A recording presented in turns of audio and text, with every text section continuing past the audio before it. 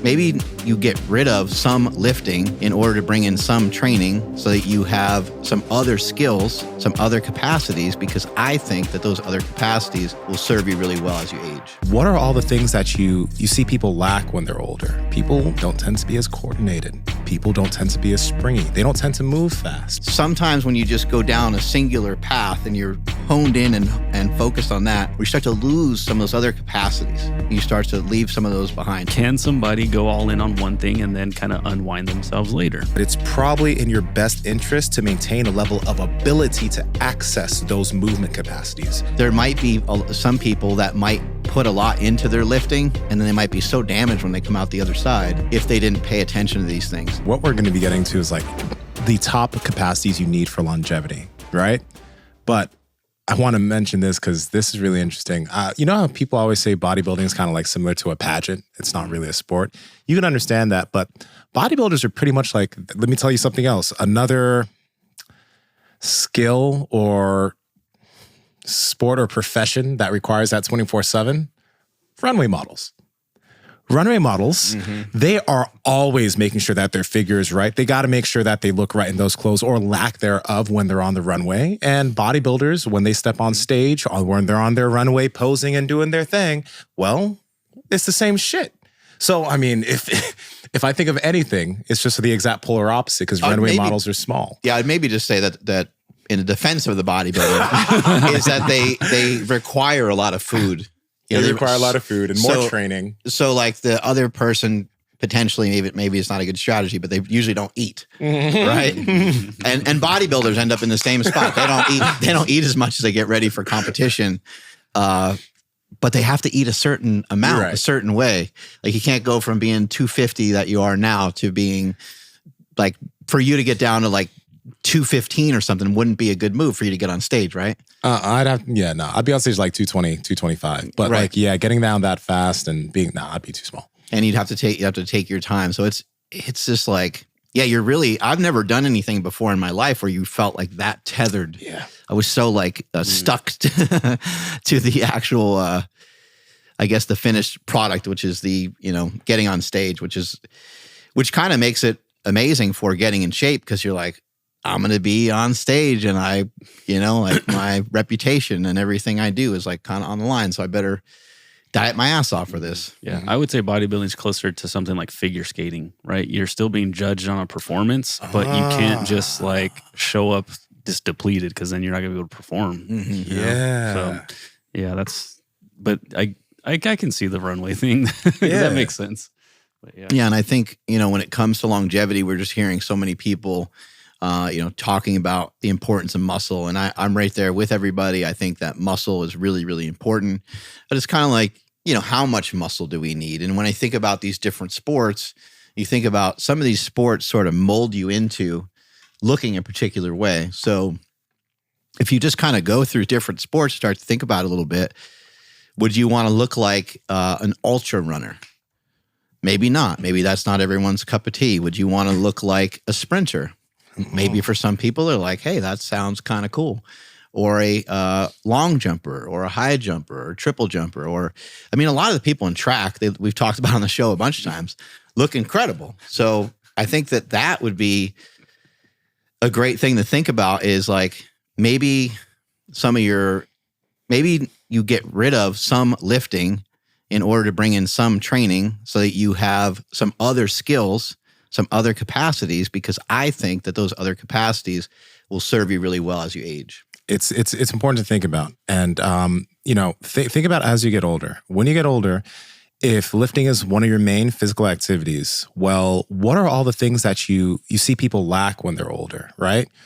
People don't tend to be as coordinated. People don't tend to be as springy. They don't tend to move fast. Remember, Joel Green mentioned that one of the aspects of youth is being able to go from slow to fast without any type of inhibition, which is why he did his 10-second sprints multiple times a day with being cold, because kids have that ability to just be like, yeah, and they just sprint, right? And the thing is if you don't feel like you're there yet, in this episode, we're going to talk about how you can get back to that ability and the things you can do to get the childlike ability back. Because I think putting it even more simple, when you get older, and people are going to say, oh, you're only 32, shut up, don't talk. But my goal when I get as old as I want to be, or as old as I'm going to be, is I want to have childlike abilities at old age. And I think we've seen some people that have this ability, some of the rare few that have done things that have allowed them to keep it. Most don't, which is why we don't think it's possible. But I believe that if we do, with the processes of microdosing that we go into all the time, we can be the 60, 70, 80-year-old that still operates closer to the physical body of a kid. I think it should be more normal too, where we're just hanging out here at the gym and I just throw a football to you. And you never played American football, right? So you just, but it doesn't mean I can't throw a football to you. Doesn't mean we can't throw one back and forth. You know, I played last time I played baseball was like when I was like in Little League, and I played a bunch with Jake when he was growing up. But after that, I haven't really done that. But it's not hard to go buy a glove and to have a baseball and to chuck a baseball around. You know, I can't think of anything negative. I mean, maybe you're playing baseball too close to your house and you break a window or something like that. Maybe you catch one in the nuts or something like that. But beautiful. It's pretty much all upside. It's hand-eye coordination. You are, you know, integrating like all the muscles when you're throwing. So you got to, you know, work through your obliques and your hips and your shoulder and all these different things. And I think that when you think about a lot of people that spend a lot of time in the gym, some people, not all people, because some people have either kept things in. There's also like natural bodybuilders, which is like kind of almost a different topic because I don't see them as broken down, but maybe some of them are. But there's a lot of people that are sort of busted up from training. Like they just train and they train the same way often and they really enjoy it, which makes sense that they want to continue to do it. But I think what we're always talking about here at the Power Project is I'd love it if you just would entertain trying a couple different things. And maybe there's some stuff that you used to like to do that you haven't done in a long time that you're like kind of nervous about. You're like, I don't even know if I could do that anymore. Or there's something really low level that just isn't going to like cost you anything. You're not going to hurt yourself on it, but pick up a basketball. There's probably a basketball hoop somewhere in your neighborhood that you can think of at a park or something. There's no, just because you're not good at it or just because if you liked it at some point, maybe you should get back to it. Maybe that's your exercise for the day. Don't create the distance on any of these things that you're not an athlete or you're not athletic. I think that's one of the reasons why people have so much inhibition in picking up anything new. Because when they see something new, they automatically tell themselves all the reason why they can't do that. I didn't play sports when I was in high school. I didn't play sports when I was a kid. So that's just not my strength. It's not your fucking strength. But can it be something that you become proficient at? Can it be something that you learn how to play catch with somebody and then now a year later you can literally throw and catch a ball with a level of coordination that you've never had before? Now you're able to judge this distance. Initially, you try to catch and you look fumbly. Mm-hmm. That's anything. That's everything. That's everything we haven't done. But you can easily pick up the capacity and it doesn't have to take a bunch out of your day. We all have balls lying around. Or if you don't, you could buy one and have it lying around. You usually have people around you. Now just start playing a little catch. Hand-eye coordination, literal coordination, all these mechanics that you'll build. Mm-hmm. Easy input for massive output. Another thing that I think could actually be really beneficial for this, for someone who likes to sometimes be alone, is the skill of juggling. I have juggling balls. And I have juggling balls because it's the perfect thing to train the coordination on both sides of my body. Now I'm also because you're not looking directly at the ball, so you're also working proprioception. Initially, when I started juggling, I was just always hitting the ground. But now I can do a 3-ball juggler really well. I can juggle a ball in one hand. And that's just because I practiced it. But this skill, when I get older, the fact that I built the skill, it's gonna pay massive dividends for that short, initial learning process. And who knows what it's doing for your brain. I mean, when you're reading and like reading comprehension and ideas and stuff, some people will be like, oh, that's kind of dumb. It doesn't work that way. But I think it does. I think it really does. So even if you try something and you're still not great at it, it doesn't really matter much. If you buy some balls and you're trying to juggle them and you're having a hard time figuring out, I mean, even if you're just throwing one at a time up and you're trying to figure that out, and then maybe you can figure out how to juggle-ish 2 ball. You kind of need 3 to actually officially do it, right? Mm-hmm. But maybe you can just kind of sort of figure out how to even just do 2. And over time, maybe you can kind of figure out the rest, but maybe you don't ever figure out the rest, and that's fine too. It's a level up from where you started. I want to mention this one thing as we continue, because I think we're going to be talking about so many different microdoses that people can add in. Please understand that you're not going to be natural at any of these, because that's another thing. A lot of us don't do something because we don't feel like we're just going to be naturally good at it, because we assume that everyone is naturally good at it. And because they're naturally good, that's why they started. But that's not going to be you. The thing is through deliberate practice, a little bit each day, you can become the person that becomes good, and then everyone says that they're naturally good at it. So just understand that as we get into more of this, please. Yeah, I'm not gifted. Oh, Mark, I would love for you to explain or talk about how before we got on air, I was comparing a box jump to jiu-jitsu. On the surface, if somebody hasn't really experienced jiu-jitsu, they'd be like, oh, a box jump's way easier. But in the position that I'm in right now, like a box jump is actually kind of a difficult thing. But I went and trained jiu-jitsu this morning, and then Mark was like, well, what about the height? Like, what if you change the height of the box? And I'm like, oh, so can you go into a little bit about the, like, I guess, intensity expectations or over expectations? Yeah, people think they can't power lift. And you certainly can. You can bench, squat, or deadlift, but maybe you just need to select the appropriate weight for you for where you're at. Maybe those movements, maybe those exercises are outstanding. Maybe they're amazing. Maybe they're great movements, but maybe for some particular person at this very moment, it might be in their best interest just to use a 25 on each side for whatever one of the three movements that it is. When it comes to, saying that you can't do something, you find people say that often.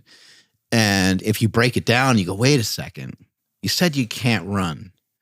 And then they might be like, well, yeah, I could kind of run-ish. And then you're like, well, can you like jog from here to the other side of the room? And the answer is usually yes. And you say, when's the last time you went for a run? They'll say, oh, I don't know. It was like high school, or I was playing college sports and they made us run around the track a couple times. And I was just always so out of breath, and I was always the last person. And you're like, well, you actually were running, you actually were doing it. So I think whether it's jiu-jitsu or fighting, with most things, you can at least try them. There's certain things where it's smart to be like, oh, I'm not sure about that. Like skiing or something like that. I went skiing when I was like 10. I fell down 7,000 times and hated it from that point and just like wrote it off.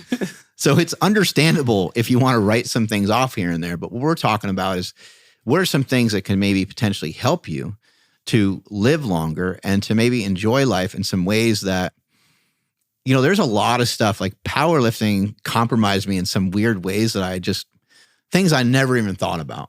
When I was younger, and this is gone now that I lost a bunch of weight, but I used to be like terrified to get on a plane when I was heavier, when I was bigger. I don't know what that was, but I talked to some other bigger dudes and like, yeah, man, when I was big and heavy, I was claustrophobic, and probably has to do with your size. You're thinking of like, am I going to be able to like get out of this particular situation? Other things like just coordination of like just jumping, something as easy as just jumping off a dock and jumping into some water. As a kid, like I did that all the time. My parents would take me to like lakes and different things. Whatever happened with like gaining size and different things from powerlifting, now my whole body's like shaking. I'm less coordinated. I'm not going to go head first. You know what I mean? Like I'm way more reserved, so it did a lot of weird stuff to me that I never thought of. But if you think about it, some of it makes sense. I weighed 220 pounds for a large portion of my life. And then out of nowhere went into the 300s and weighed 330 pounds for a time period. What does that do to your proprioception as you're going up and down in that sort of body weight like that? So, going for that and having that desire to do everything and put everything else aside and just concentrate on strength, it was fun. But there was a lot of other things that were sort of, that I ended up sort of losing. I lost a lot of other capacities, and I wish I knew some of the things that we're teaching now, because I could have kept them and I could have transitioned into stuff potentially faster.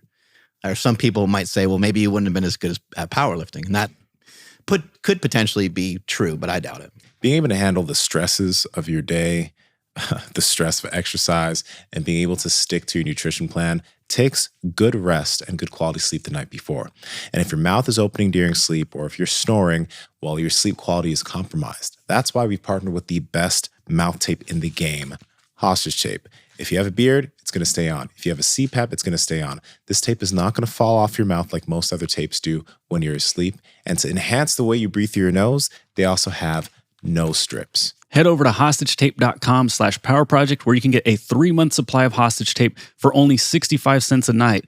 On top of that, you're going to receive a free pack of nose strips as well as a bedside tin. Again, that's at hostagetape.com/powerproject. Links in the description as well as the podcast show notes. You know what I think? You know why I think you're right about not doubting it? What you mentioned there about you gaining so much size so quickly actually is such an important piece, because most people don't do the thing you just described as they get bigger. As people are getting bigger for bodybuilding and powerlifting, they don't typically train their balance. They don't typically train these things that they may have had when they played a sport. Like you played football and you did professional wrestling. You were super dynamic. Now you're lifting all the time and you're always on 2 feet and you're always square. Now you're 300 pounds, you go up on one leg and you're like, Yeah. like when you're under a bar, like, Yeah, 100%. But if you just maintained little aspects of that, you would have probably incrementally in each of your new body types, you would have been able to maintain it. But it's just because you created distance. And all we're trying to do, all I'm trying to say is no matter what your goal is, whether your goal is powerlifting or bodybuilding or whatever it is, just if you already have created a far distance, try to close that in.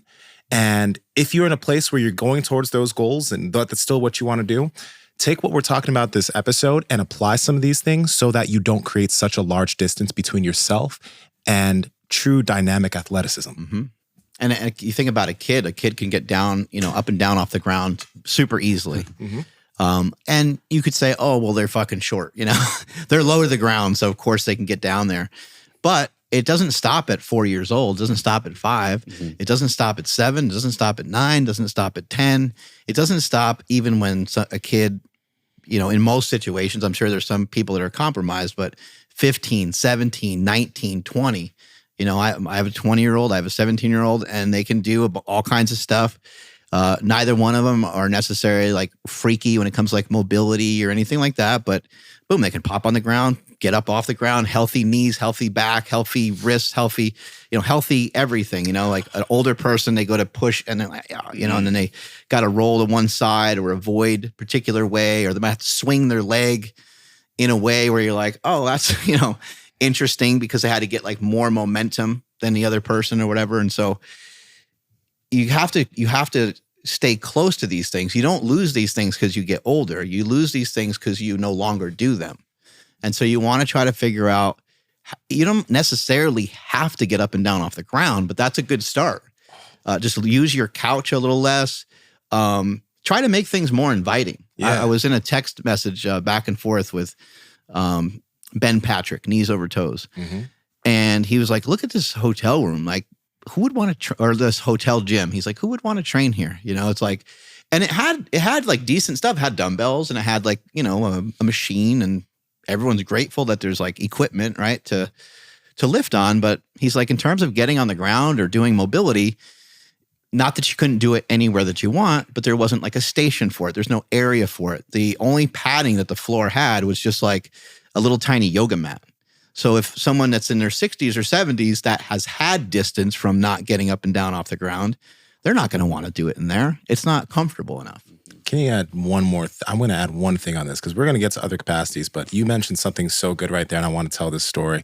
I had Auschwitz slaughter when I was 13, and then I had a meniscus surgery in left knee when I was like 24, right? Partial meniscus removal. So, I had a lot of pain in my knees because I had certain pain, I stopped doing as many things in deep knee flexion. And I always just had this belief at that point that I was always just going to have bad knees and that they just continue to get worse as I get older. I really thought that. So in jiu-jitsu, I wouldn't really sit deep in Seiza. I wasn't able to get into these positions. And then I met Ben when he came here, and I was actually looking at a lot of Ben's stuff before I met him. So I started doing a lot of this work that he talked about. And I started to notice that initially it was a bit difficult to get into these deep knee positions. I had to be kind of ginger with it. The day I'd feel sore the next day, but over time, it's like my knees were feeling better. It's like my knees were getting younger. And now y'all see the things that I do and the ranges of motion I can do them. I don't have any knee pain, right? But it's only because I stopped believing that this was going to be something that I was going to have to deal with for the rest of my life. I stopped feeling scared of that. I regressed it, like you mentioned, the box start lower.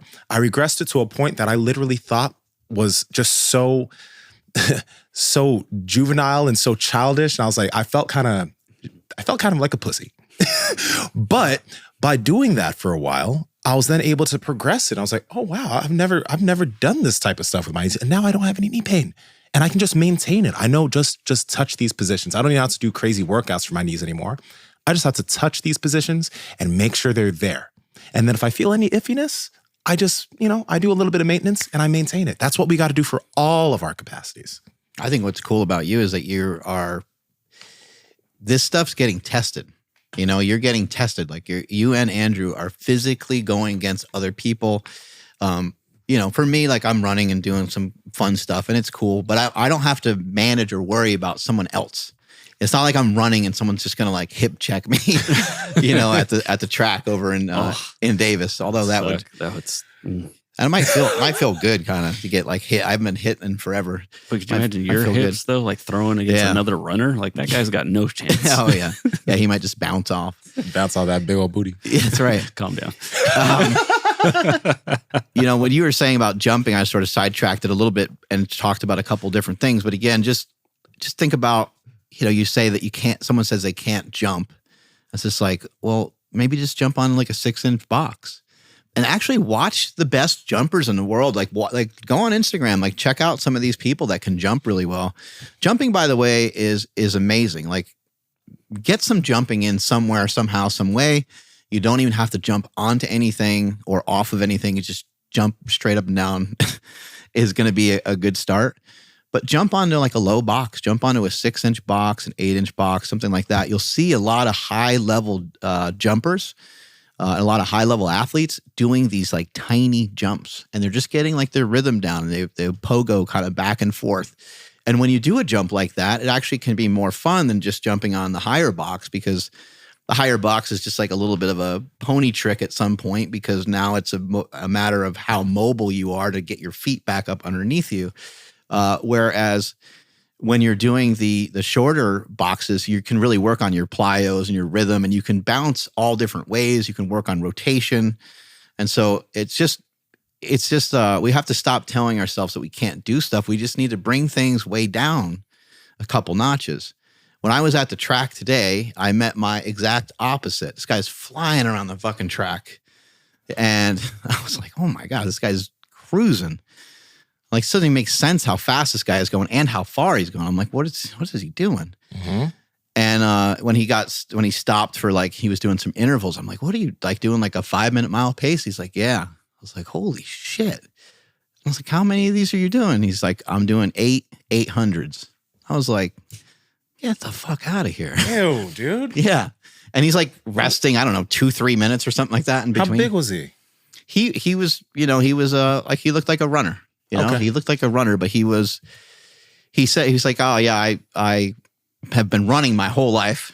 But I just started lifting a couple years ago because lifting is really important. And so there you have it, right? There's my exact opposite, right? So he goes flying around one more time. I'm working on some like 400s, and I'm like, you know what? I'm not going to get too caught up in it. I'm not going to try to like race him or anything, because obviously I'm just going to kill myself if I do that.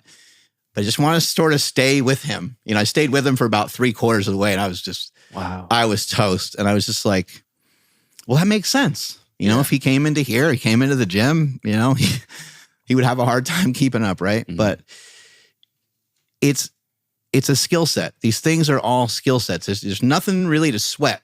When you look at the black belt and you look at the person that has this or that, whether it's a car or a house or whatever it is, you can think to yourself, the position that you're in right now, you can be further ahead at some point. It might take you some time, and you might not get to that same spot. That's not really the point. The point is that you can be inspired by that, and you can see that, and you can say, I bet I could figure out like a similar version. Or I bet I can, or it might also, it's possible that it's not in the cards for you to be that way. Like I doubt for myself that I'll run a 5-minute mile, but I potentially could if that was like my main thing that I wanted to do, and I got down to appropriate weight. Why not me?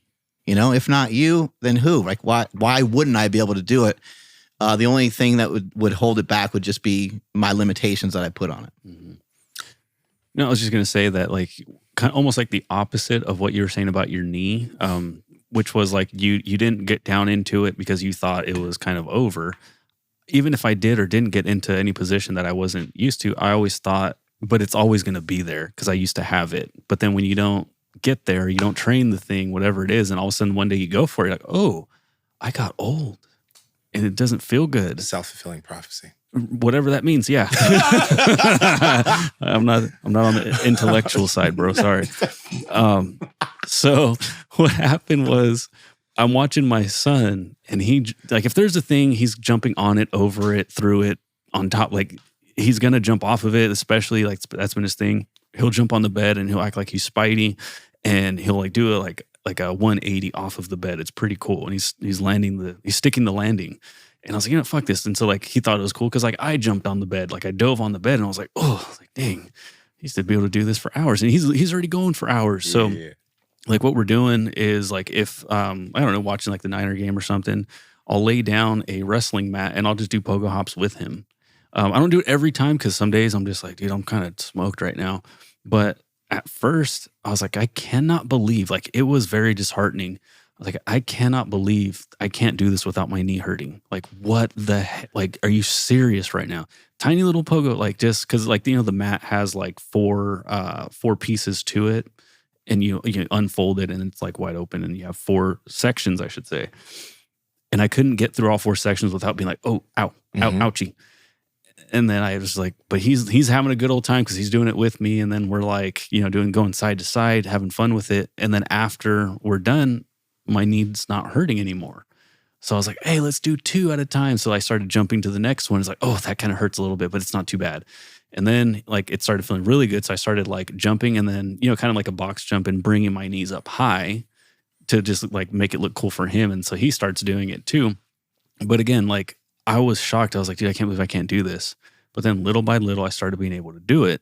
And then fast forward, I stopped doing it, or I get hurt or something. And now I'm kind of back to that spot where I'm like, I don't know if I can do a box jump right now, you know? So it's like, yeah, if you don't use it, you lose it. But a lot of us, myself included, we're just not even considering the fact that I could lose it, right? It's just like, no, I could box jump for days or whatever, you know? And then it's like, well, when was the last time you did it? I don't even remember, but I know I could do it. And then you try it, you're like, oh shit, I guess I'm old now. Yeah. And then that thing you said happens. Yeah. So, man, I'm so happy you talked about all of that, because when I mentioned self-fulfilling prophecy, what I was mentioning was that, you know, just like you and your back, me and my knee, we then build this belief that we'll not be able to do it. So then we don't take any actions to lead us in the direction of being able to do it. And then we end up having bad knees and a bad back. I got a bad knee. Mm-hmm. Just put your hands up. Yeah, you got a bad knee. I can't do it. Putting your hands up isn't going to help anything. That's self-fulfilling prophecy. That's what I meant by self. But the second thing, I'm so happy you brought up like the stuff you're doing with your son and the jumping, because you see Aurelius, and it's so cool. I can't wait to have a kid in the future. I'm not in any type of rush or anything, but like in the future, it's going to be cool to see that, because Aurelius is nice and supple, right? And this sounds creepy, but Aurelius has like, he has these supple tissues. His fascia is bouncy. People talk, and actually I learned this from anatomy trains, the viscoelastic nature of your connective tissue, your fascia. Because initially when you start jumping, just like when I started jumping rope a few years ago, it would hit my knees, because the way I was jumping was very muscular. I wasn't bouncing off of my Achilles tendon. My tissues weren't supple. It was the force from the ground wasn't able to dissipate through my body so that I could be efficient. So when I jump, I'd boom, boom, oh, lower back, okay, boom, boom, oh, knee, right? So I had to take it super slow. But over time, my movement became more efficient because I was working on the whole thing. I was working on trying to be bouncy. I took the level down, so I'd just be doing light jumps, and I'd try to slowly become poppier and poppier. And then now, because we do all these things to take care of our soft tissue. We all do all these movement practices that help holistic movement. Like I use jump rope as my jumping practice. Now I'm bouncing off the ground and it doesn't take any effort. I don't get the pressure in the joints because not just my ability of jumping improved, but also my soft tissue, my fascia, these things got better over time. And we got to realize that as we try to build all these different capacities of movement, it's not just the movement capacity that's improving. It's our soft tissue, it's our fascia, it's our connective tissue, our tendons. All those things also have to get stronger. A lot, and like at least I know for me, you mostly think about things through the lens of muscle, but there's more than just muscle to all of this. Yeah, muscle is great because we know that it can help kind of chew up calories and it can allow you to, raise your metabolic rate. It can also help with maybe your insulin and your, glucose and all these different things. It can maybe help prevent diabetes and who knows, maybe help with other diseases that might be caused from having a messed up metabolism and eating some of the shitty foods that we have today. But there's so much more to it, and the recipes that are out there for hypertrophy, the recipes that are out there for strength, I think they're a little overkill because I think they haven't been studied as much with people that are doing multiple things. So as an example, what's it look like when somebody does rope flow, then the next day they sprint, the next day they, go on a 2-mile jog and they lift the next, you know what I mean? So this idea that you have to do like 10 sets or this X amount of sets per body part, those are all really good rules. And those are things that if you desire to, build up for bodybuilding or powerlifting, those are probably recipes that you should probably follow tightly, maybe for a period of time to acquire some of those things. But I think that you can still gain a ton of muscle by dragging a sled, by doing lat pull downs, by doing some hammer curls, by doing some bench press.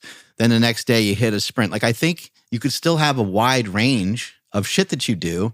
It doesn't have to be like singular. I mean, look at these athletes. They have these magnificent physiques. And do you think, these wide receivers and defensive backs in the NFL and just these other athletes that we see around, do you think that they're doing 8 to 12 sets per body part? 2 times per, like they're just, they don't have fucking they're time. Doing range partials, they're doing, exactly. Long range partials and just like adopting all these different, scientific things to their lifting. They're probably just like, lift, but lifting's probably almost a little bit of an afterthought in some case. Actually, I think what I just said makes absolutely no sense. Long range partials. That's what they're called. Yeah, they're called long range partials. Okay. Yeah, at the end of the long range, it's still partial. But 21s. But Doug. Okay, I gotta what you mentioned there is money because again, it's good to listen to a Mike Israetel, a Jeff Nippard, these exercise scientists that pay attention to the research. They're talking about being jacked and they're talking about bodybuilding kind of specifically, right? And if we just take it out of that context a little bit, what happens if you're a grappler? What happens if you do a couple other things? You might not need that same amount of sets and reps to get that same thing. And you might not even want that same thing because maybe you don't want to be.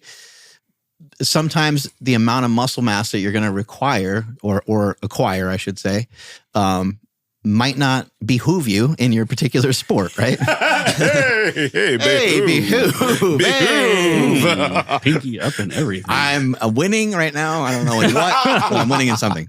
But do you want to move like them, right? Because, and again, when I say this, these people are great educators, and we need people like this who are going to figure out the best ways to optimize muscle growth in the shortest period of time. Because when we're thinking about what they're thinking about, they want everything optimal so you gain every ounce of tissue when you're training, and there's nowhere where you're lacking, right? But with that goal, you also take away from every other thing that helps you become a strong human being. Your ability to run miles, your ability to bend down and tie your shoe without breathing heavy, your ability to jump. Because when you look at many of these people who, focus purely on this, they are jacked, they are big, and they cannot move. Right. And when you're trying to acquire like more and more size would require you to be stronger as well, so that you're strong for your body weight. So it's all a great endeavor, and I'm all for it. I still love bodybuilding. I love powerlifting stuff. Same. And it's great to look at someone and be like, fuck, that guy's jacked. Like, it's cool. It's fun. It gives you goals, right? Like, not to just have, 12 or 13 inch biceps, but to have your biceps grow over time and to be bigger. But what I'm saying is, I think you can have a little bit of both, and you might be happier, and it might help with your longevity, because I think that sometimes when you just go down a singular path and you're honed in and focused on that, as happened to me, I'm not saying it's going to happen to everybody, but it happened to me, where you start to lose some of those other capacities. You start to leave some of those behind. And again, I wouldn't trade it for anything in the world. I did what I wanted to do, and I honed in and I focused on something for over a decade, and I squeezed every bit of fucking shit out of it that you possibly can. and it was worth it, But I'm also very lucky. I'm very fortunate that I didn't die. I fell with that big weight. I got seriously injured from that. Oh, yeah. I was injured for like 3 or 4 months, which is kind of a long time, but it's not really, right? It's like not that bad. For like, what happened, yeah. Yeah, like 3 or 4, but I could have been hurt for years, or maybe the rest of my life. I could have been damaged, Could have been paralyzed easily. Or dead. I want to pair one more thing. I keep being like, yeah, me too, yeah. But I when like that happened to me when I was in my early 20s, when I went really down the bodybuilding rabbit hole and down the powerlifting rabbit hole, which is what got me into jiu-jitsu. But like, I look at some videos from back then of me walking, my spine don't move. I definitely wasn't jumping. I 100% wasn't sprinting. I 100% would never think of running. If I kept just like trying to be on more bodybuilding stages or trying to seek a higher powerlifting total, I would not be in the movement position I'm in currently. But luckily, I switched the way I looked at things, and jiu-jitsu forced me to. That's why I started the sport. I wasn't doing all the things I do now, but starting the sport was the first step in me trying to be a better mover. And then I realized that there's a lot of other things I need to do for that, right? But I don't regret it either. But it's just like, just something to think about. So now all I can think of is somebody hearing all this and been like, yeah, I'm going to go all in over here on bodybuilding. And then when I'm about 35, I'll start working on the mobility stuff. So without using the answer of patience and time, can somebody go all in on one thing and then kind of unwind themselves later? Like, what's the problem with that?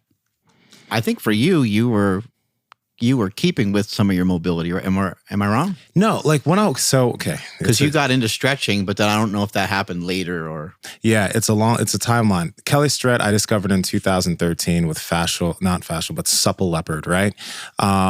And that was when I was like focused on bodybuilding. So Kelly Starrett got me thinking about mobility again. That was before I met you guys here. So the stretching stuff was when I was doing jiu-jitsu, the smooth panther, all that type of stuff. I started doing that with jiu-jitsu because I realized how immobile I was when I started jiu-jitsu. I started jiu-jitsu in December of 2015. Going in there, I wasn't super mobile. I was doing already some Kelly Starrett stuff and a little bit of mobility, but I still wasn't super mobile. That made me want to stretch and do more mobility because I saw these guys sitting on top of their knees with no type of discomfort. They were bending and twisting in all these ways, and I couldn't put my body in those positions without levels of restriction or holding my breath. So that's what got me diving into, you remember Ramwad? Ramwad was my, and this, I don't know if it's still there, but I think it is. Yeah. Okay. So yeah, Ramwad back then was my inspiration for starting more mobility and flexibility. Kelly Starrett was my inspiration for starting to work on my soft tissue. But before that, yeah, I played soccer, but after soccer and I was just bodybuilding, I wasn't really doing much mobility stuff. Kelly got me back into it, which is helpful. When you played soccer, was there, I'd imagine in the soccer like environment that there's some people are stretching a little bit. There's stretching, there's dynamic warm-ups. Right. There is stretching, like actual stretching and dynamic warm-ups. Maybe not the hugest focus, but there's at least some, right? You got to be able to move. Right. Like you're sprinting on a field back and forth. Like again, every other sport there is an element of like, you have to move well. Cristiano Ronaldo, Lionel Messi, Carlos Puyol, all these, Zlatan, all these soccer players are also amazing movers for their sport. And if they were stiff and rigid, it would be hard for them to be good at what they do, right? But in the context of powerlifting and bodybuilding, being stiff and rigid is actually a level of strength. You don't want to be bendy underneath 1,000 pounds. You don't want to be bendy and letting your spine bend when you have a deadlift. So these are capacities that like you want to have. But the thing is I look at it, and Andrew, to kind of answer your question, why don't I just, go down that path and revert, is because I think I've realized that if I wanted to go back and do bodybuilding or powerlifting, I still could while maintaining my capacities. Mm-hmm. So if I wanted to be underneath a barbell and be stiff, I have the ability to go back and forth between both. I have times where I can be stiff and rigid, and then I can turn into Gumby, right? I think that you can build that. Now, you don't have to do as much Gumby stuff if you're a powerlifter and bodybuilder, but it's probably in your best interest to maintain a level of ability to access those movement capacities rather than they just disappear. And now you are just this rigid steel pipe that doesn't move with any type of force. Because when life calls for you to be able to do that, you can't anymore. I think there's obviously tons of differences between Nsima and I, but basically there's 15 years between the two. I'm 15 years older than him. And having said that, there's also like a larger gap in any sort of athleticism that I was doing when I was younger. So I played football and did a couple different sports and did pro wrestling for a while. And so I have a much larger period of time where my spine and my body sort of fused itself to the events and to the things that I was doing. And so I almost didn't have an opportunity to go back and unwind this stuff. Look at most of my friends. I'm not going to name anybody or call anybody out, but think about a lot of the people that've been on the show, old powerlifters and stuff like that you can think of that I'm friends with. A lot of them, they're not running. They're not doing the stuff. I'm not bragging or saying anything in any particular way. Maybe they don't fucking want to run. Maybe they think running's stupid, and that's fine. Very. But I think that they. It's hard for them to have the capacity to do so because of the length of time that was in between their athleticism when they were young and sort of where they are now. And so for me, everything sort of tightened up and fused together. And I think that could ultimately be a limitation that might be in there for like a long time, or it might be there forever. But I know I can continue to get better. I can continue to make changes.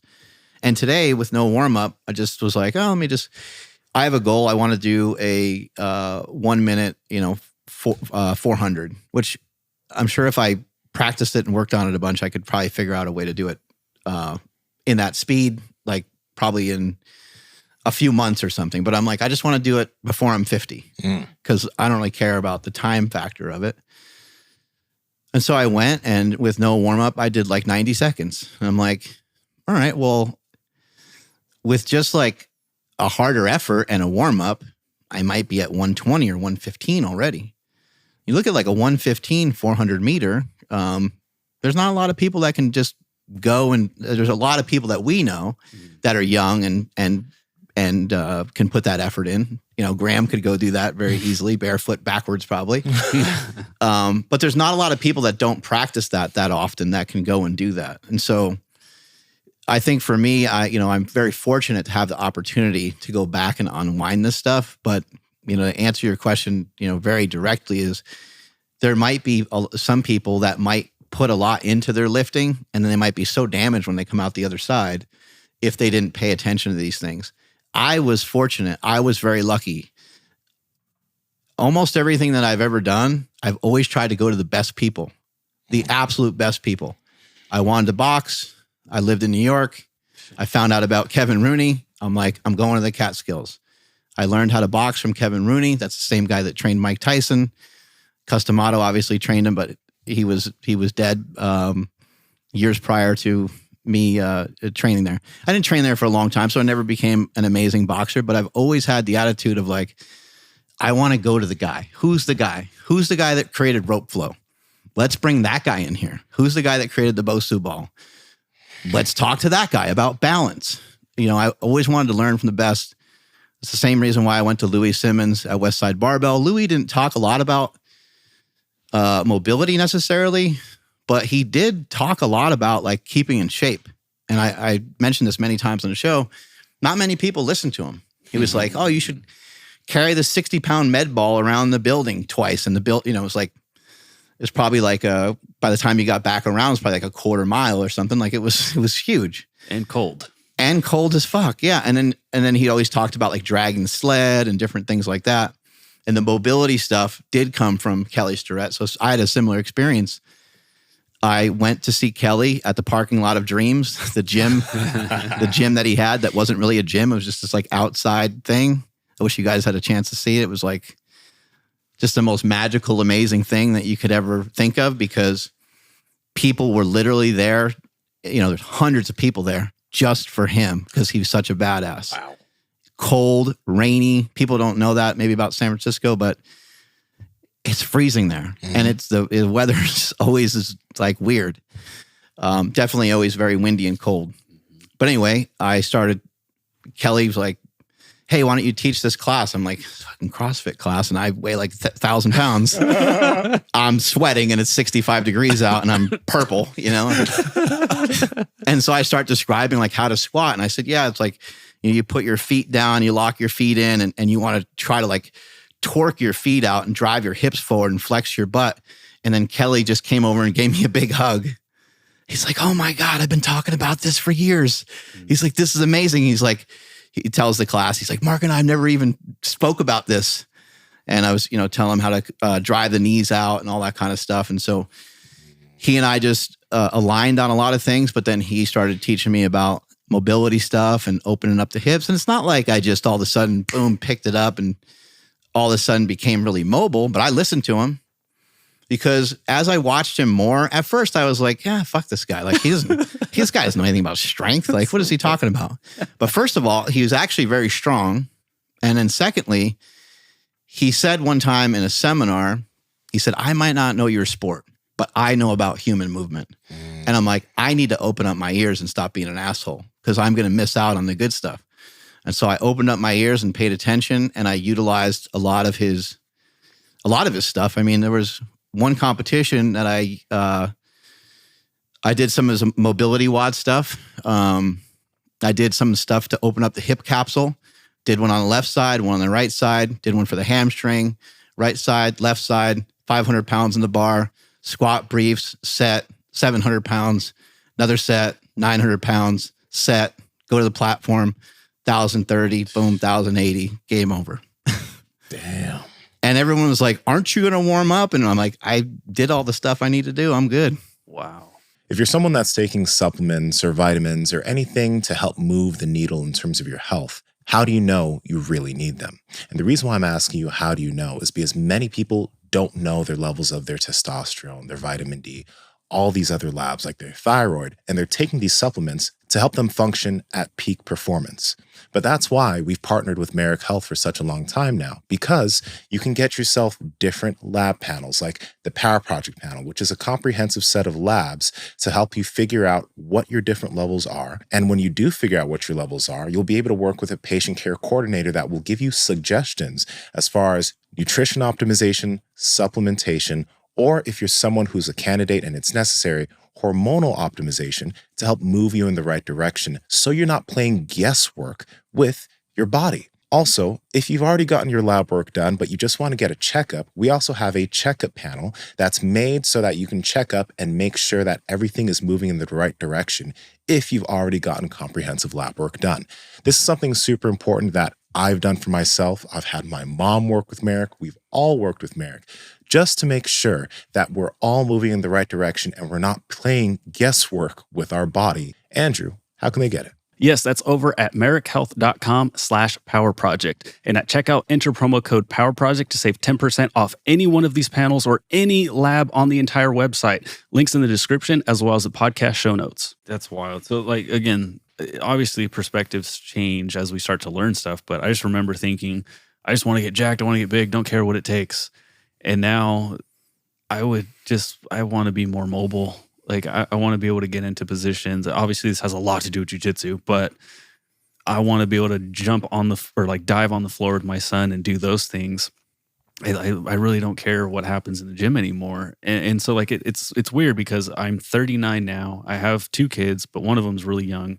So that perspective is very altered now to where I used to be. And it's just hard trying to convey that message that you can do both. It's going to take a little bit more time or focus in 2 different areas when you want to just take the pre-workout, watch some, bodybuilding motivation and go destroy yourself in the gym. And then be like, but also make sure you get your rope flow in, or you know what I mean? Like it's tough, but I'm not gonna say I have regrets because I didn't really do anything bad, to myself. I just neglected that side of things, and now it's funny that like even though I didn't quite acquire, I'm happy with the physique that I have now, but like it's not like I'm any world class anything, but it's like even that. I would definitely have altered everything just to make sure my body's just healthy. Like the tendons and the fascia and all that stuff just got the attention that it required. And that I know for a fact would have put me in a position to gain the other stuff that I wanted, right? But because I neglected it, it was just like, I'm going to focus on the thing that I want. And now I'm like, no, like it would have been totally different. You did something really important though, Andrew. I think from the time you're young, you participated in a lot of activity, a lot of sport, a lot of different things, because you have tremendous ability and capacity for athleticism. I've seen you play basketball. I've seen you chuck a football around.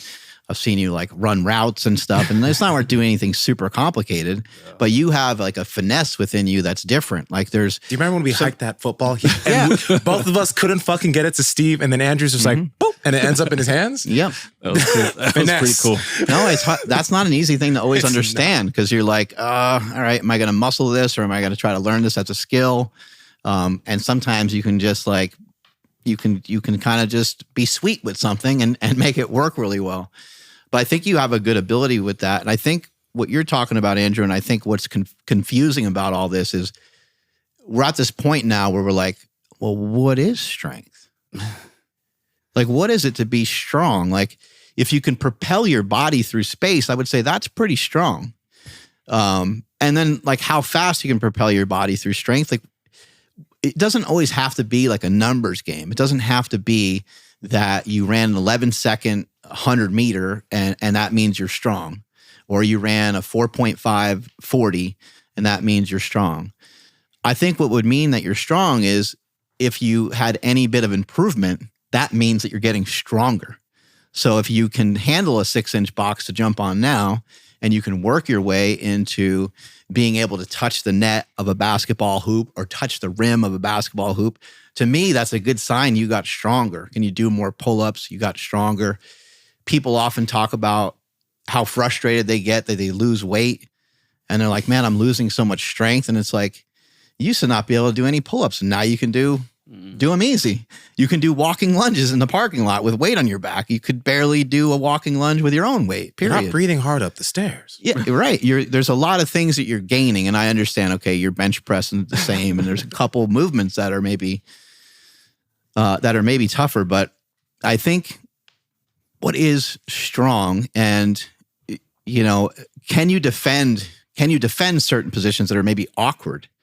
Can you, like, not everyone has to have a skill set to fight, but it's a little bit embarrassing that, and it's not embarrassing. It's, Josh Settlage has a skill set. He could put me on my back in seconds, but someone could view me as being very strong. After you see that, then what are your thoughts about strength? Then you're confused, right? Which guy is stronger? You're like, well, a little guy is stronger. Why is he foaming at the mouth? But you kind of get the idea, right? Like strength can be a very confusing thing. I think what I'm after like trying to be strong in a bunch of different areas and trying to be strong through maybe movements that would otherwise be compromising for other people. That's what I'm trying to work my way towards. That's why, certain movements that have like longer ranges of motion, I still do a lot of shorter range of motion stuff so I can overload and handle like I was doing today on the squats. But I want to be able to get into deeper positions and be able to maintain them and get out of them easily. I think that's life. I think that's you're laying on the floor, you're watching a movie, you maybe fell asleep down there, and now it's time to get up. Well, how long does it take you to get up off the ground? How long does it take you to get off your couch after you've been sitting there for an hour or two? Is your body all stiff? Is it all like stuck together? Or maybe you've been training your body in a particular way that now you're not as stiff. Things aren't as tight. You were mentioning waking up in the morning and not having that, just whatever that bullshit is that sits in your lower back sometimes. Yeah, we've talked about this. Like, why do you wake up and you're freaking stiff? Like, why? What is this? Why do you always have to work all that stuff out? And then maybe a few hours later, you're feeling good, right? I don't wake up feeling stiff anymore. I can literally pop my feet out of bed and I am like, ooh, like I'm not like fresh off of warm up, but I could literally go run right then. I don't have to, gingerly get down on the ground. I feel, and that's something I haven't felt in years. And it's because of a few different practices I've added in, but I'm glad that I'm actually there now. Now, there is something, I don't want to spend too much time on this, but I find it interesting. And we're going to get to more physical capacities because this is what this episode was about. But you mentioned if Josh Sedlich, took you to the ground, then who's the stronger man, right? The Mike Van Wyck, Jeff Nippard situation. Mike Van Wyck is tall, 6'4", strong, tattooed up at the wazoo. He looks tough. Jeff, 5'5". He has a certain way of speaking that makes someone think he's a nerd or something like that, right?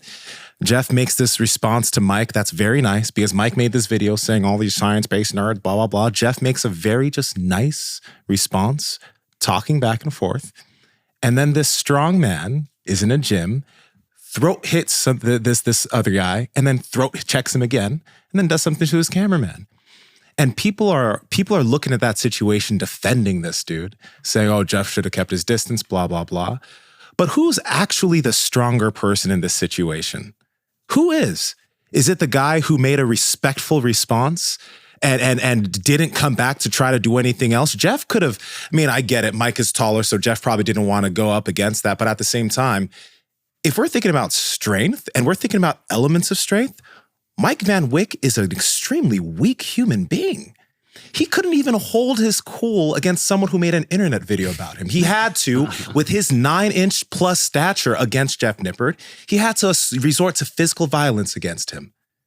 That is a weak, he's a weak, sensitive, I wouldn't even call him a true man. A man doesn't do that. A strong man definitely doesn't do that. And there's more to this strength stuff than being big and picking up barbells and being all tatted up. It's more than that. I always thought that that's the antithesis of a man is to have capacities and not use them or not talk about them. Only when you have to. Only when you really have to. Right? Like you really have to defend yourself in some way, or you really have to say something in some way. But somebody's spouting off and they're bragging about something, like you might feel the need to be like, oh, but you don't need to. It's hard sometimes, like when you're, as an off-topic example a little bit, like in terms of like business, somebody might be mentioning something and they're maybe bragging a bit, it'd be easy to like check them, right? But then, so I check you on something, right? But then Elon Musk checks me, or Rogan checks me, and then Rogan gets checked by Elon. Like, you don't want to live in a society where that kind of bullshit is happening all the time. And when it comes to violence, when it comes to physical violence, you don't want to live in a society where, okay, I'm bigger than you. I kicked your ass, but now I got to watch my back because someone's going to get me. Like if this was like street stuff, okay, yeah, you talk shit, you get hit. People say it all the time. That makes sense. But he was responding to a video that was first said by the other guy. Yes. It was said by Mike Van Wyck, right? And so some of these things are going to happen, but imagine being Mike Van Wyck and having to look up. We don't, hopefully there's no response. Hopefully that's just the end of it. Luckily no one, got hurt or whatever. I do think that I think if there's anything to learn from that particular thing, I think what I learned, I don't know Mike Van Wyck, so I'm not going to even really comment on that too much, but I think what I learned is that you have to be really cautious. You should be cautious about the things that you say about certain people because you don't know. You don't always know. You don't always know. And who knows about that story or if there's anything more to it than just, what we saw on the internet. I have no idea. There's probably multiple sides to the story. But in any case, you don't want to live in a world where, people are like attacking each other. It's just not great. And it looks gross and it's not good for, I guess for the fitness community, there'll be a lot of clicks. A lot of clicks. Yeah. There'll be a lot of people, chiming in and looking at it. But I think sometimes when you can't explain why something happened quickly, then it's confusing and it means that it's kind of dumb. So if somebody hits somebody and someone's like, yeah, that guy fucked the guy's wife, you're like, oh, right? Like that's quick. You're like, okay, all right. Like, maybe it would have been good if you got one more in there. Yeah. And so yes, I think it's cool that, like somebody in the fitness world, and especially like the YouTube fitness realm or whatever, has a piece on them on TMZ. Like that's pretty cool. Like I was like, oh shit, that's actually hitting some bigger outlets. Yeah. But what would have happened if Jeff Nippard wasn't, I don't know how tall he is, but what if he was fucking like 6'6"? Would that have still? Yeah, I just don't think if that was Bradley Martin, I don't think we got the same thing. No. People brought up situations where like somebody wanted to fight him, but they were sizable and he chose not to. But it's one of those things where it's like, if there's really never a reason to have to resort to physical violence like that. And that's just bully behavior. There's a lot of people that, were defending him. And I do find it shocking because, like, why are you defending? Like, people are like, this is why, people are pussy now because, like, you can't just say stuff on the internet and expect not to. Like, in my neighborhood, this would be nothing. It's like, your neighborhood isn't a healthy place to be. Do you not realize that wasn't a great place to grow up? Like, yeah, like, bro, you have PTSD. That's not good. Like, dog, So I don't want to spend too much time on it, but I just there's a lot of, like you mentioned, there's many layers of strength outside of just being barbell strong. And I think one level of strength is to know when to appropriately use it, and some with strength, which you guys see all the time in jiu-jitsu, it's like, it's actually kind of cool because you can back way off of your strength and then all of a sudden you can explode into something. And the other guy go, shit, I didn't know the guy was going to be able to do that, right? And it's kind of, that happens a lot in football and stuff too. There's a lot of technique to like blocking somebody. And you can sort of like play after play, you can sort of lull the guy to sleep and then you can just knock the shit out of him because you went on a certain angle or you hit him a certain way. You're going to be able to like, kind of almost prep them for that by intentionally being like weaker on some of the other things. But a couple other things I just have written and we can, still openly talk about a bunch of this stuff, but I just have a couple things written out when it comes to longevity and just being vibrant and all these different things. Hand-eye coordination, your balance. Let's not forget about your mental capacity. So it's like, there's probably like, crosswords and there's probably like writing. Like I had to fill something out at the dentist the other day and I was like, oh, this is bad. Like, so I had to get another sheet. I was like, I wrote something that's just not even legible. You can't even to me. Yeah, I was like, yeah, I could barely tell what I wrote, right? So I had to get another one. So continue writing, of some capacity, like at least on the show, I guess I write some notes here, but I got to get back to I was journaling a lot when I was younger and I got too much distance from that. But even that, hand-eye coordination, and it's your, it's good for your eyes. It's really good for your eyes, especially to like read.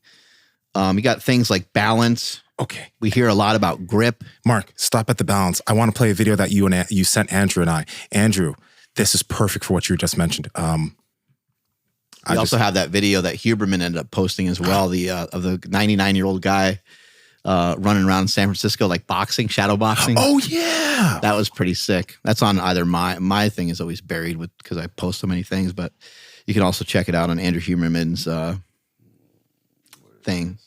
Do you see it, Andrew? Sees it. Okay. Does it need audio? I don't know if it needs audio, but Mark, I think you can explain this one pretty well, how cool this was in action, look, you see how, like you just mentioned, getting checked, right? And look at, like, this guy's smaller than those guys. And look how he just... Yeah, this is one of Ian Danny's guys that he trains. And he's just like, slicing through people. And then they're showing video of the guy working and doing some balance movement. Basically with like almost like a barbell with weights hanging off the side of it. Holy shit. That hit, and he just kept it. His balance was, and then you see the things he does insane. With Ian Danny on that balance thing. It's why we're talking about this. and people want to try to think that like some of this balance stuff is kind of nonsense to do in the gym. They're like, just make yourself more stable by making yourself stronger, which can work. It can for sure. Like that can help, but it also helps. Like when you think about a game like football, or even it doesn't really matter actually the sport. Any sport that's like high intensity, and any sport that you want to do on another level, you have to think about ways of like pantomiming that sport. You have to think of a way to like fake play the sport. Pantomiming? I think that's a word. I don't know. You did another one. I was like, holy shit. I might have made it up. No, it's a real word. Yeah, it's like definitely a real word. Yeah, it's a real. I don't know. I don't know if I said it. I don't know if I said it the right way. Mimic the sport, we'll say. Yeah, you have to. You have to find ways to mimic the sport, but mimic it in a safer way. So the stuff that you're doing with rope flow is really smart. The stuff that they're doing in these videos and these drills that they're doing, or you see sprinters all the time. I've seen just video after video of these sprinters doing these like high squats or high single leg squats or squats where they're holding on to something and they're doing like, but they're all partial range. And they're like, this guy used 600 pounds. And then everyone's in the comments like, he's not squatting full range.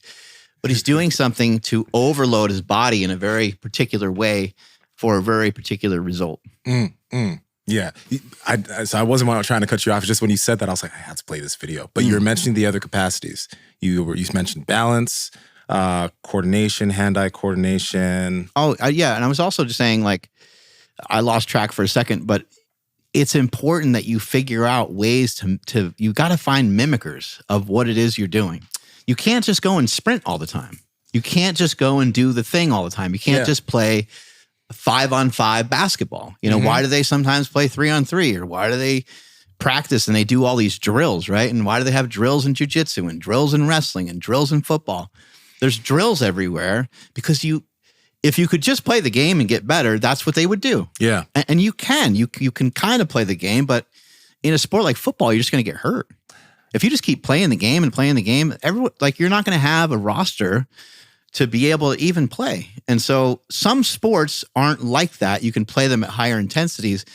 But even baseball players will swing. They'll swing different bats. They'll train in the gym. They'll get off the field and do other things. They will throw different objects. They'll throw footballs. They'll throw softballs. They'll throw wiffle balls. They'll throw tennis balls. Like, they do all this stuff. It's a mimicker of what they're asked to do, but it changes. It changes the volume. It's a volume shift because the intensity, as we know with lifting, that volume cannot be sky high all the time. Let me add on to that, man. So I think there's an aspect of what we're talking about here is another aspect of play. Because play is super important. When I'm going to mention the rope real quick. When I put the rope in my mom's hand for the first time, she felt like she was playing, and she hasn't played in forever. That for me was just it for her. Cause I'm like, ooh, she feels like she's playing now. Like, that in and of itself is going to make you feel younger. Andrew's always he's referenced that study where people were put in a situation like they had different pictures from when they were younger, all these things from your youth. And then they started to feel younger, right? But then I look at something too that's a mimicker of jiu-jitsu. Rope flow is helpful for that. It gets all the rotational movements, right? But then there's this push hands thing that David Wyck showed us. David Wyck, by the way, guys, I've mentioned it before, he invented rope flow, right? But David came and he worked with us a few years back, and he also had us do something called push hands for the first time. And push hands is something that Bruce Lee did every day. I've been learning a lot about Bruce Lee. I know you've loved Bruce Lee. And as you've talked about Bruce Lee, I'm like, damn, that was after my generation, but I need to learn about this guy. He did push hands every single day. And Bruce Lee was an amazing fighter, right? But he also realized that fighting every single day is going to have wear and tear on your body. So this right here, you see David pushing me back, right? This was the start. He was winning when we were doing that. He was winning this battle of physical, this physical battle where the goal is just to make the opponent lose their base, which David had just had to replace hip 38 days ago. He's 50-something years old. I'm 240-something pounds in my physical prime, and this guy's managing to make me off balance. So I realized through this that like push hands is another mimicker. It's another thing that on the days that I can't do jujitsu, I can't grapple, I can do push hands. But guess what? Even on the days I do jujitsu, on the days I grapple, I can still do push hands and get that weight shift, how to get your opponent off base, how to find your opponent's setter. There's levels, but it doesn't beat the body up. And anybody can do this, not even martial artists. There are some comments where this guy mentioned he does it with his kids. Anybody can do that. How do you pull guard though?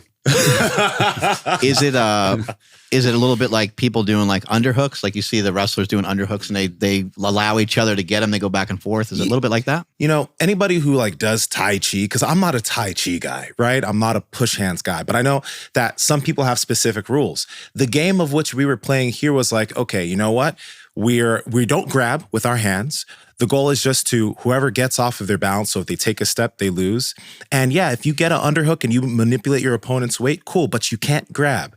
So now it's just manipulating of weight, and you're also manipulating your upper body, and you're trying to find the moment where you can get your opponent off base without having to use an excessive amount of force, right? So again, this is something you can create your own rules. You could probably even create a rule where you can't underhook, right? Because that's probably not classical push hands. Right. But as a grappler, yeah, you could underhook, But I'm going to be able to build so much skill from this thing that doesn't beat my body up like jujitsu does, while still being able to progress at jujitsu, which just helps my longevity. I could do this at 90 years old, bro.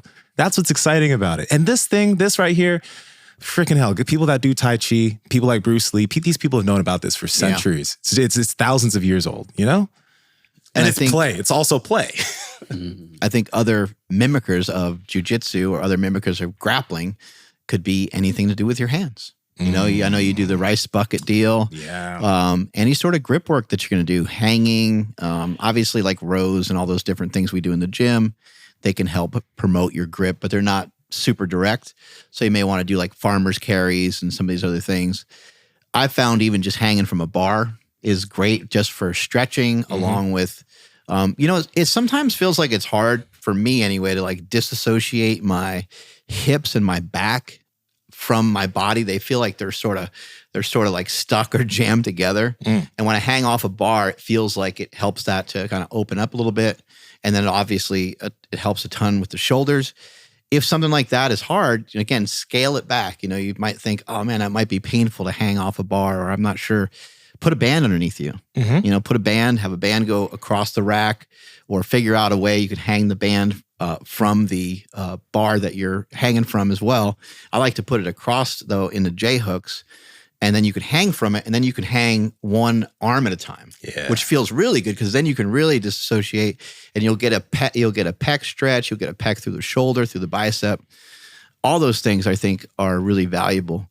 And there's a lot of little things you can sort of do throughout the day. I mentioned, getting on the floor. We had Kador, we had the Goda guys on. We've had a couple other people reference the floor. The floor is like where you rest. And if you are simply to, let's just say, not get rid of your couch or something, or not get rid of the chairs that you have, but simply just spend 25% of your time on the ground, just commit to it.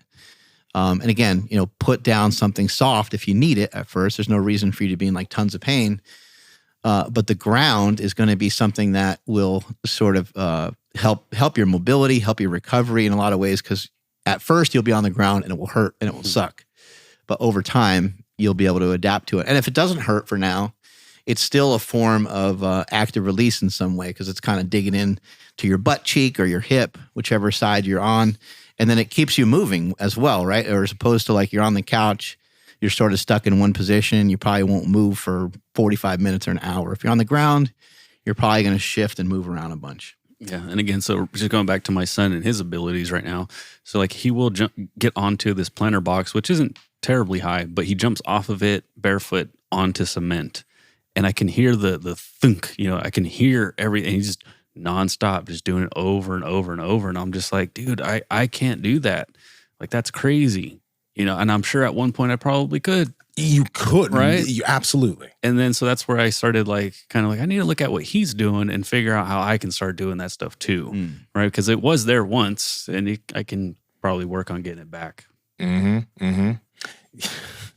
I think it's really cool. I think it's the whole Roger Bannister thing, the 4-minute mile. Like, you see it, you know it's possible, people start doing it. And I think that's what's going on with you, except you don't have, most parents, I would assume, see their kids and they're like, they can only do that because they're kids. They don't think about reverse engineering the skill of their children. And you're thinking about every little thing Aurelius is doing, you see it's possible, and you've already done things to inch yourself back. Yeah. You're already jumping, you're already doing these things. So like, let's just do it with every other thing too. I know. While also making sure Aurelius doesn't lose what he's got. Yeah. Right? That's the ultimate goal, is like, that's why like our couches are really jacked up, because he just jumps nonstop. He jumps on them, and then he jumps on and off them. And I'm not telling him no, because I'm like, no, just keep getting fucked up, dude. Like, it's funny. Like, when he falls, you know, he just gets right back up like nothing happened. Yeah. I think I've heard it's hard to know exactly what's true, especially, you know, getting information from Instagram. But it compared weightlifting with like something else. I can't remember what the other one was. And gymnastics. And they said that gymnastics lent itself to being one of the best in terms of like bone density.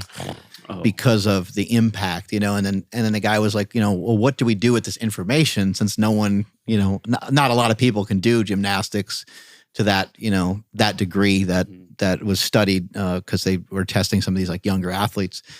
And he was like, well, they just found that like with jumping, you know, you're going to get a lot of bone density from that. And for some people, they can't even necessarily jump. And so what they also found was some isometric contraction. So just going to a gym, it's not going to have the same impact. It's not going to have the same impact as jumping or gymnastics, obviously. But even like some isometrics while you're training, just, you know, doing like maybe a couple reps of leg extension, and then or leg press, and then you just try to hold it and you squeeze and you just flex your muscles as hard as possible.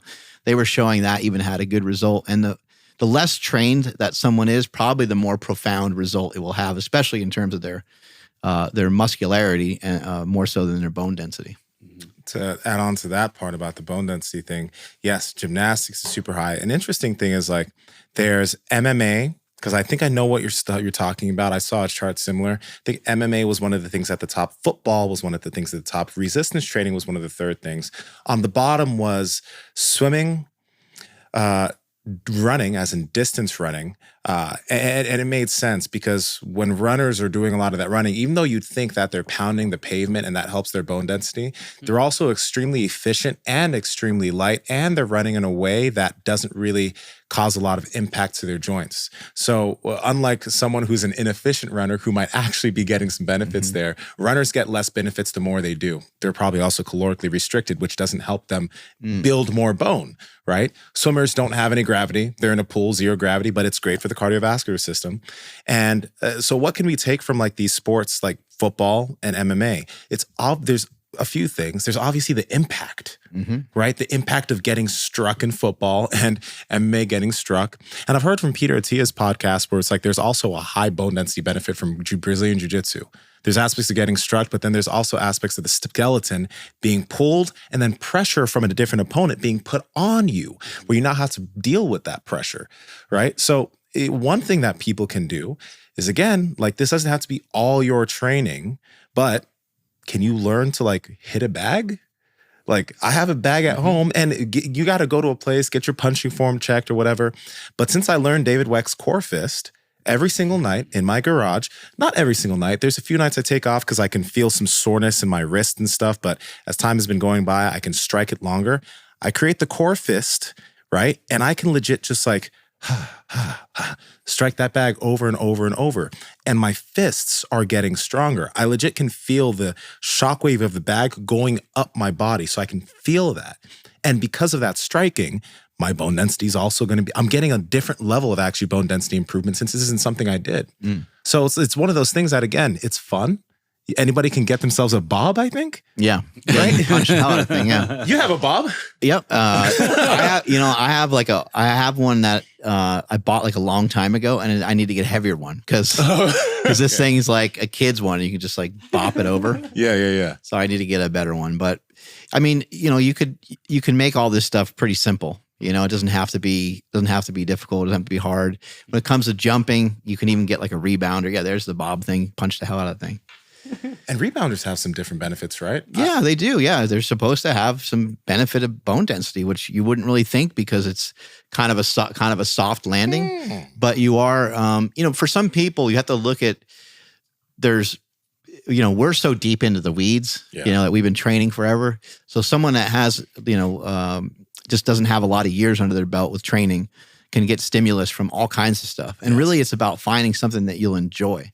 But the rebounder, oddly enough, for somebody that's maybe hasn't jumped in a while, it's going to freak them out. Oh, yeah. They're going to get on there and be like, whoa. So they even make them they have side things if you want to buy one that has something so you can be more cautious. So there's just so many opportunities to figure out a lot of what we talked about today. Even like your gait is a huge thing, the way that you walk. This is something you can practice. This is something you can kind of work on as you're walking. Maybe it's hard. Maybe you have blind spots. Maybe you don't really know that you're, walking tight or walking oddly, but just try to play with it, mess around with it and feel what it's like to walk in some different ways. Feel what it's like how do you make yourself feel lighter? Try pointing your feet straight, try pointing your feet in, try pointing your feet out, mess around with different positions, try to have the head over foot position that David Wyck talks about and just sort of mess around. Is it better? Is it worse? Does it feel good? Does it feel bad? Try to lower one shoulder and raise the other shoulder, like side bend as you walk, and just move your arms differently. Some people don't really move their arms much when they walk, and that could kind of not only make you feel stiff, but make every step that you're taking. David Wyck says every step is stronger. Unfortunately, for a lot of people, it's like every step weaker because every step they take is sort of a dysfunctional step. And then on top of that, they'll be fired up. They'll go to the gym and they'll try to exercise, and they're taking even further steps that are probably setting them back even worse because their form, their technique, their back's out of alignment, and so on. So you can work on all this stuff just even throughout the day. And nasal breathing, something we talk about all the time on the show. That is a simple practice that can be sort of implemented anywhere. If it feels too much to do it, when you're jogging, or it feels too much to do it when you're doing a sport, just try to practice it more when you're walking. Try to practice it more when you're reading a text message. You might be surprised. Maybe you hold your breath. Maybe you grunt, or maybe you start breathing differently, even just from watching TV because something sparked you up. It was political or whatever, and it made you frustrated or mad. So there's so many ways to incorporate all these things into your day. And hopefully you guys have found what we talked about here today. Hopefully you found it very useful. Hopefully you start to incorporate it and use it, and just let us know what you thought. If you guys dug this episode, then check out this is good. Then check out this episode about the Effortless diet. We go into the concepts you need to eat food and get to your goals without having to track your macros. Click it. It's a good one.